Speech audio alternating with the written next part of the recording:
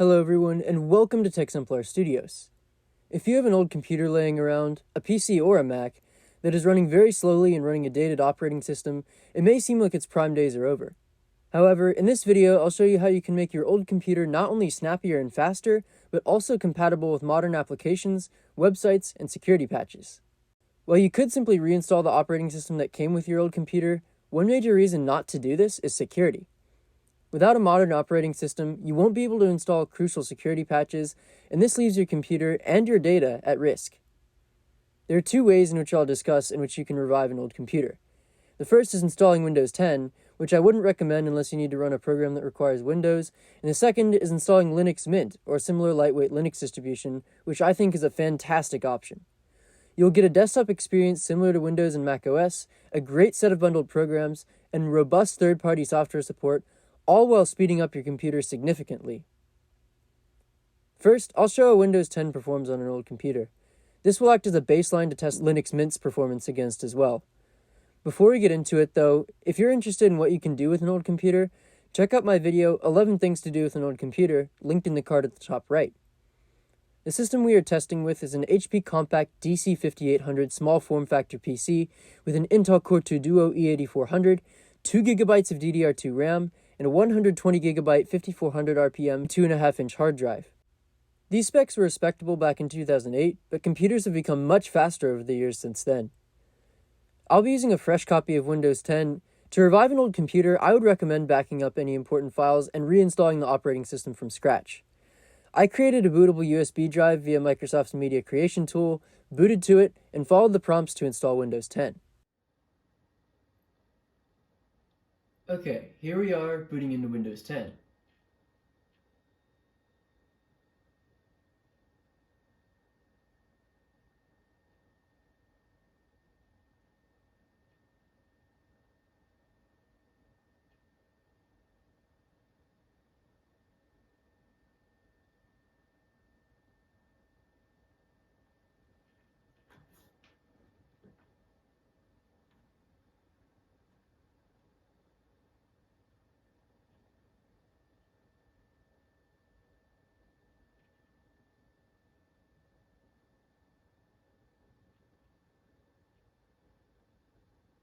Okay, we're on the logon screen now, and it's automatically logging us in because I don't have a password on this computer.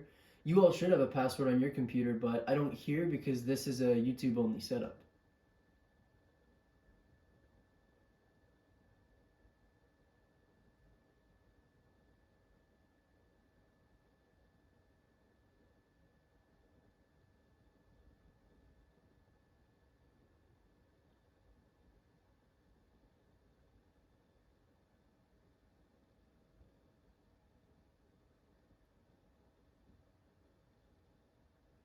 And there we are. We're in the Windows 10 desktop now. It hasn't fully loaded though. There are some icons on the bottom that will pop up soon that should be here that aren't there right now. But, okay, there we are. We have our icons down here. We see some tray icons popping up down there. Now let's try launching Microsoft Edge.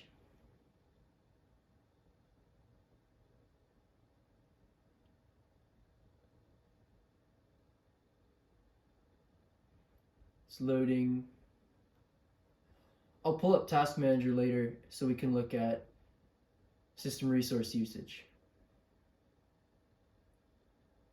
But for now, let's let Edge load.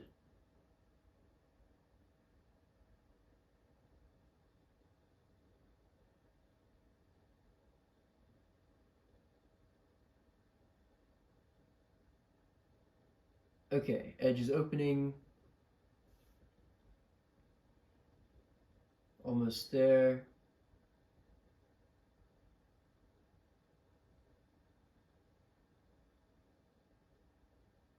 And there we go. We have our home page loaded. Let's look at system resource usage. So with only Microsoft Edge loaded, we're already using 1.3 of our 2GB of RAM. And that's with no tabs, basically just the opening page open. Now, let's see what happens when We open some web pages. So what will Windows 10 and Microsoft Edge on this computer think of my YouTube channel? Let's see.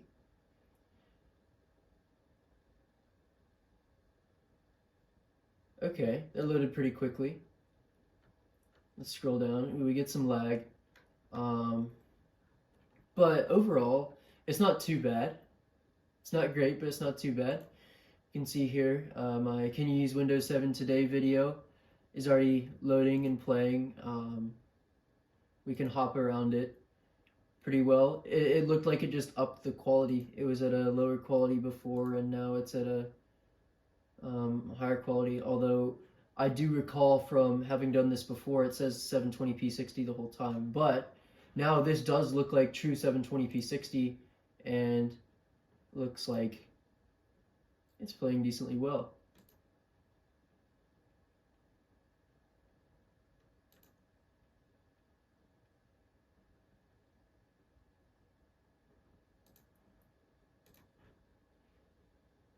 So how about, let's pause this. How about Ecosia? Ecosia loads very quickly, and everything pretty much loads instantaneously. We can see a little bit of lag as you scroll down, and it puts things into, loads things back up, but overall, very good experience here. Let's check Task Manager again, see what our resource usage is. Ooh, already at 1.5 gigabytes.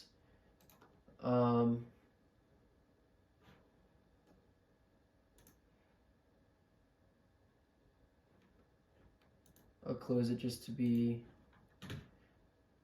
fair for these web pages here.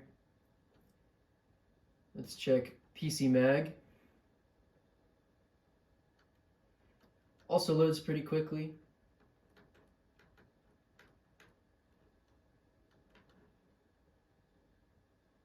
Although, actually, it didn't finish loading yet. We can see it's still loading. And it loaded that top banner here. Now it's finished loading. So, not the quickest experience, but also not too bad. And then apple.com.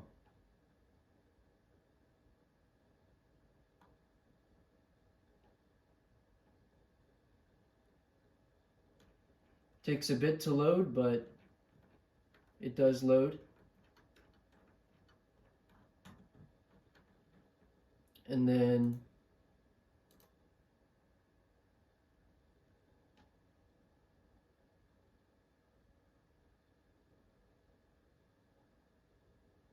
checking Task Manager use again, we are at 1.7. So we can see Windows 10 is a very RAM heavy operating system, and we also have our hard drive use pinned at 100%. And what we're going to see more of here is how snappy, how generally usable is Windows 10 on this computer. Because we saw that it loaded these web pages okay with nothing else loaded, but how is Windows 10 really to use on a computer like this? Okay, so we see moving windows around. That's alright. But as we saw before, Task Manager did take a while to load when we tried to load it. And that's something that shows itself with other programs as well. Like I clicked Start. There it took like about 2 seconds, 1 or 2 seconds for the Start menu to actually load. Let's try some other programs like Settings.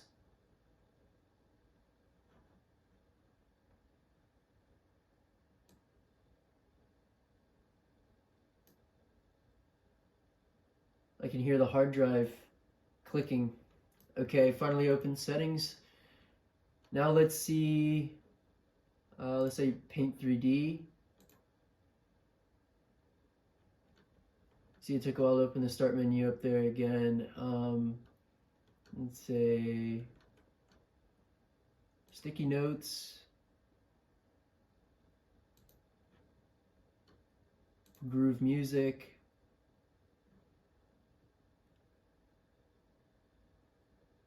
Ooh, that took a while.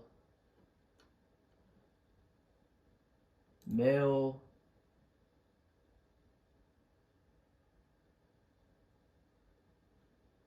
File Explorer.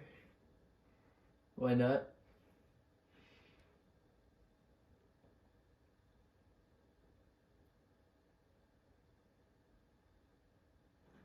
And see, while these windows have opened, the apps actually haven't launched yet, even ones I launched a pretty long time ago.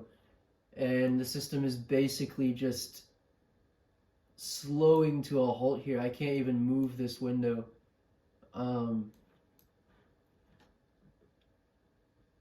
Windows 10 at least is just not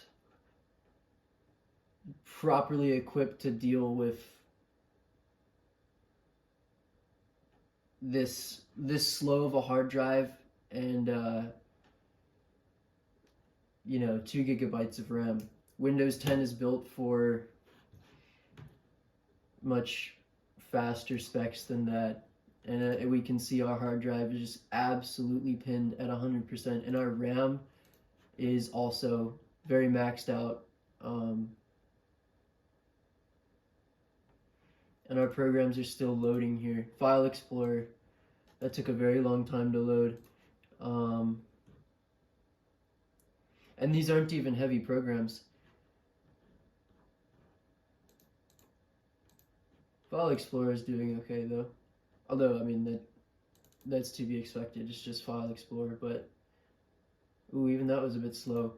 Yeah, so if you really try to use this computer for more than just very simple things, 1 or 2 things at a time, it's gonna bog down a lot. Let's see what happens to Edge now. Yeah, these websites become a lot slower. They're glitching out a little bit. It's having to reload them all because it took them out of memory.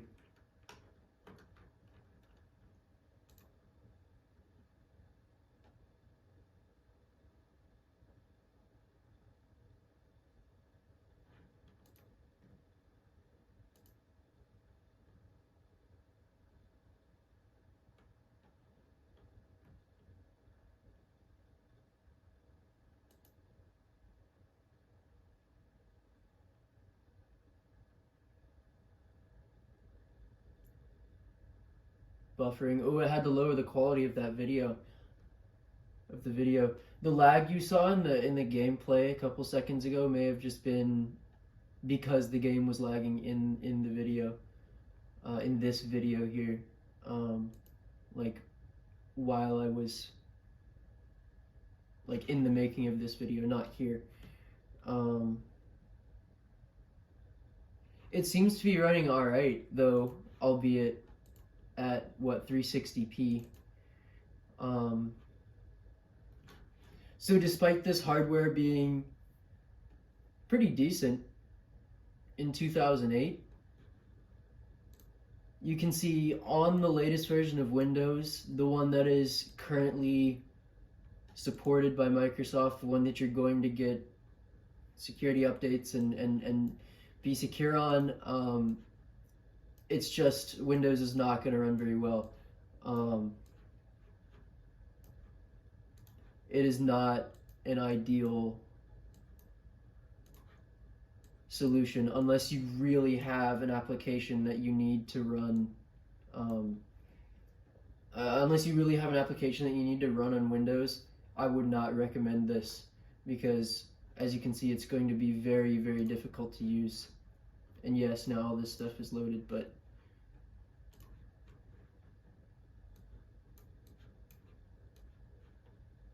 it takes a very long time to get there. So yeah, this is the Windows 10 experience on an older computer, and unless your computer is significantly, well, unless your computer is decently more powerful than this, your experience is not going to be great, or at least you will notice an experience improvement with Linux Mint over Windows 10, a noticeable improvement, even if your computer is faster than this. It would have to be a lot faster than this for Linux Mint to not give you an improvement over this. So while Windows 10 will work, it is far from optimal, especially if your computer was on the slower side when it released. And as files and programs are added to any operating system installation, it will most likely only get slower. Thankfully, there are modern versions of Linux made specifically to run on lower-end hardware that can breathe life back into these old computers that can no longer run the latest version of Windows or Mac OS well. The distribution I'll be focusing on in this video is Linux Mint XFCE Edition, a version of Linux Mint that runs well with limited system resources. So, how to install Linux Mint XFCE Edition? First, go to linuxmint.com and click on the download button. Then scroll all the way down to XFCE Edition and click download. Then choose one of the mirrors in the given list and Linux Mint will download as an ISO file. It is also a good idea to verify the integrity of the downloaded image, and steps to do this are given on this page. One thing to keep in mind is that the latest version of Linux Mint only supports 64-bit CPUs. If your computer has a 32-bit CPU, I'd recommend a Linux distribution such as LXLE, Bodhi Linux, or Ubuntu. As a general rule of thumb, if your computer is made after around 2007 to 2008, it will most likely have a 64-bit CPU. If your computer was made before around 2007 to 2008, it will most likely have a 32-bit CPU. You'll also need a program that writes this ISO file to a USB flash drive. Here we'll be using Balena Etcher. To download Balena Etcher, visit balena.io/etcher. Choose your operating system with the drop-down arrow on the right of the download button. Once you install and open Balena Etcher, click Flash from File and select the downloaded ISO file.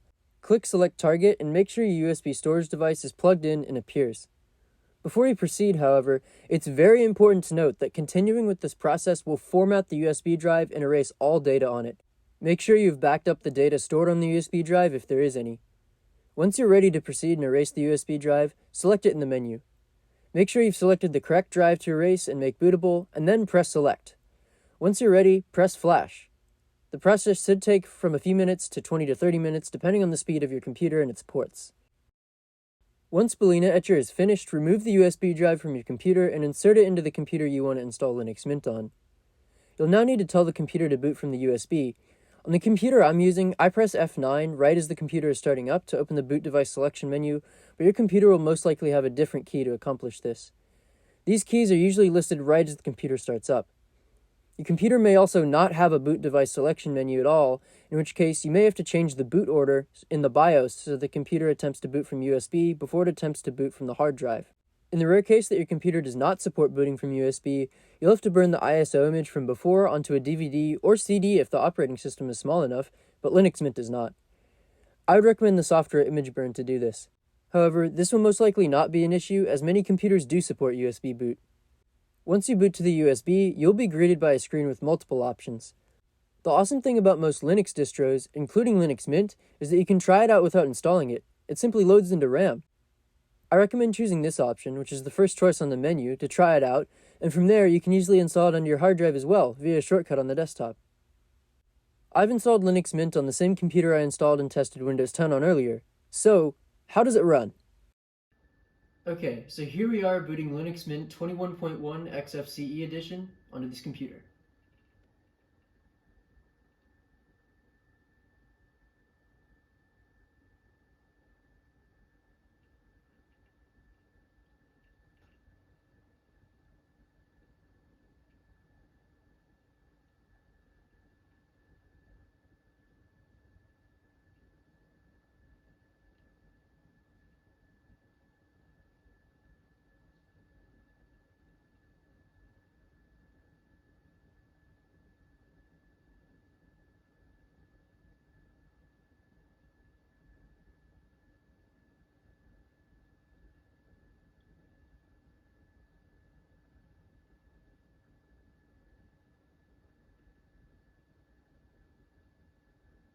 As you can see, it's not exactly the quickest boot, but where Linux Mint stands apart from Windows 10 is in that when everything's loaded, everything is just much snappier. The initial boot up still does take a long time, but as you'll see when we get into Linux Mint, it's a lot better of an experience.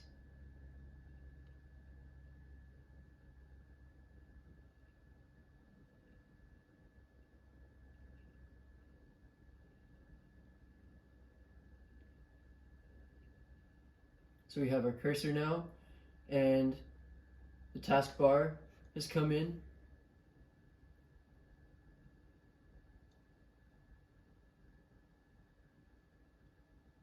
And there we go. This is the Linux Mint 21.1 desktop.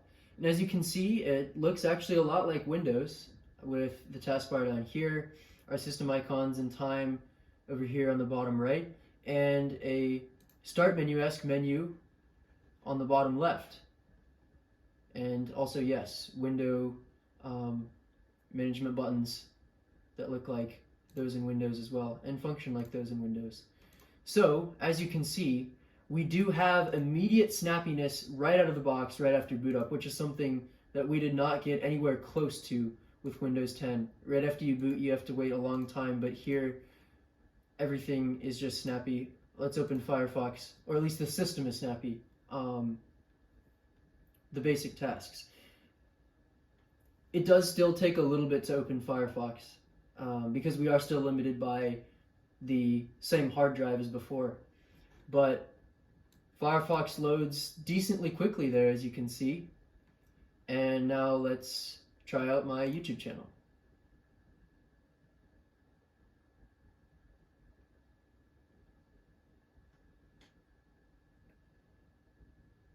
In terms of the loading speed for this page, I would say it's pretty similar to that of Windows 10. Pretty good, especially for a computer like this.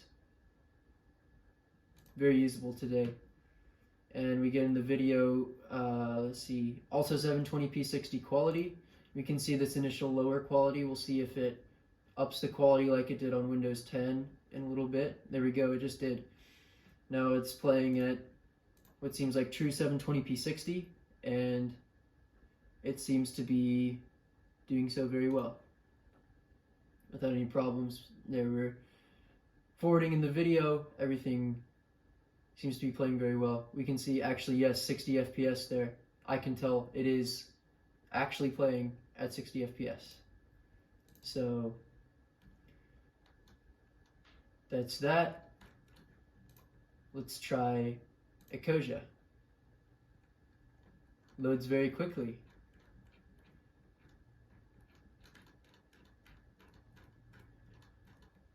As you can see there. And now let's check our RAM usage in the task manager, as we did at this point last time as well. We can see that we're using 1.3 gigabytes of our 1.9 gigabytes of RAM, which is a little bit less than we were in Windows 10, but still not too much less. Although the system is still performing very well. A part of that is that these web pages are just going to use a fixed amount of RAM, no matter what operating system you're on, because they are the same web pages. So now let's try PC Mag. Also loads very quickly, although still pretty similar to Windows 10. I remember it loaded pretty quickly on Windows 10 as well. And then Apple.com.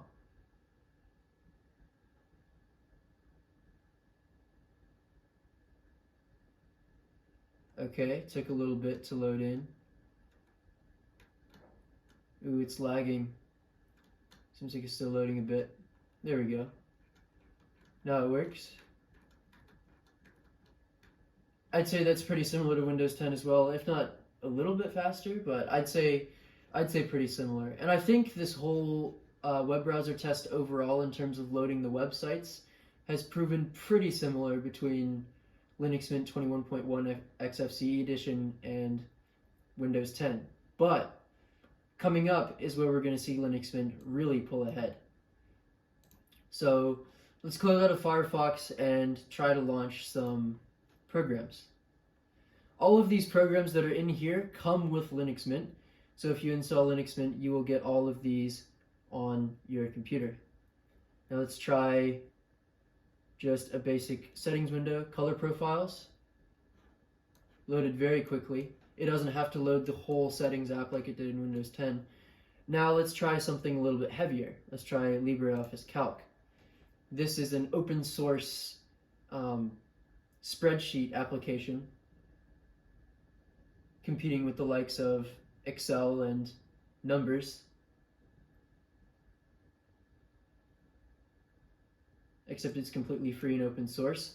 We can see that also launches fairly quickly, and is very snappy upon launching. And now let's try opening a couple apps with some Firefox tabs open. Document scanner here.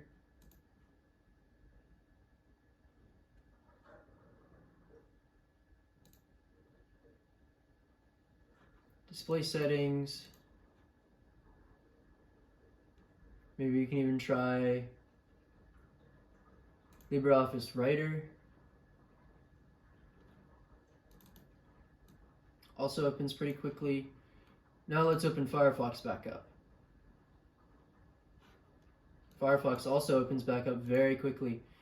And we can see here the advantage of having much lighter apps. Windows 10's apps are all very heavy apps, but you can see I'm able to open a lot of different windows and apps here because they're just so much lighter on the system. So here's my YouTube channel. Here's a Koja.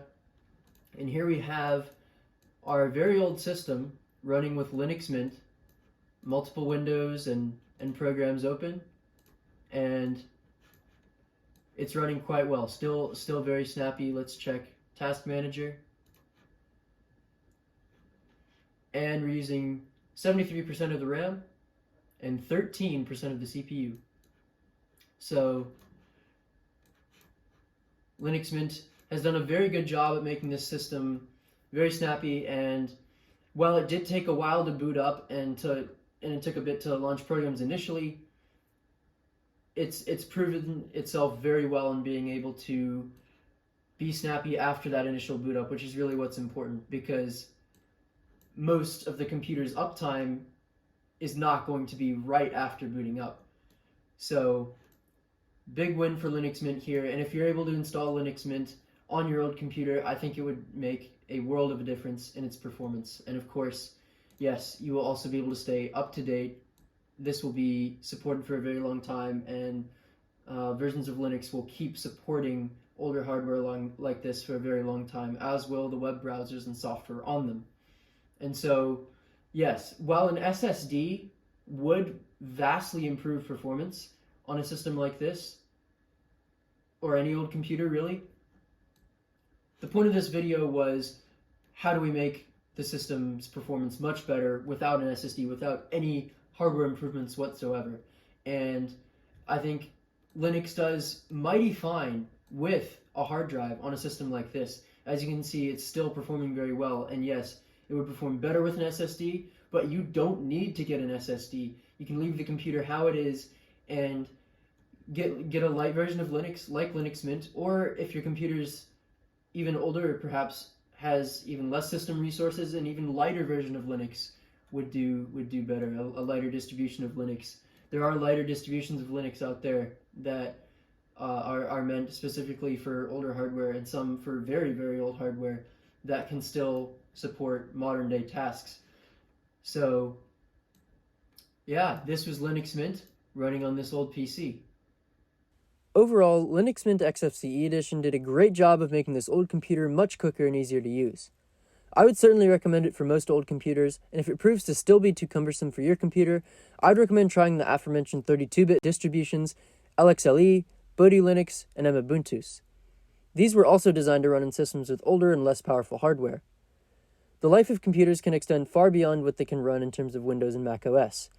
What could have been e-waste or an old computer collecting dust in the closet can now be a fully functional computer you or someone else can use for productivity, education, or even light games.